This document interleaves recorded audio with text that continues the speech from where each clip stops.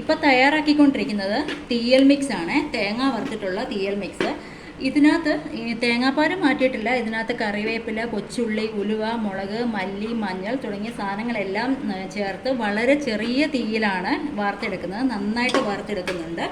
ഇത് നിങ്ങളുടെ കയ്യിൽ കിട്ടിയ ശേഷം ആവശ്യാനുസരണം എടുത്ത് ചെറിയ ചൂടുവെള്ളം കൂടെ ചേർത്ത് നന്നായിട്ട് മിക്സിയിലൊന്ന് അരച്ചെടുക്കണം. എന്നിട്ട് പച്ചക്കറി വേവിച്ചതിലൊക്കെ ഇട്ടാൽ മതി.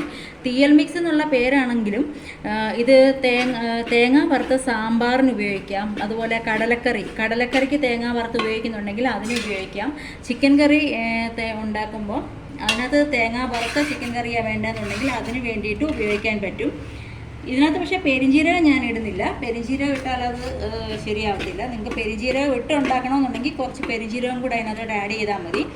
എന്തായാലും ആവശ്യമുള്ളവർ ഓർഡർ ചെയ്യുക.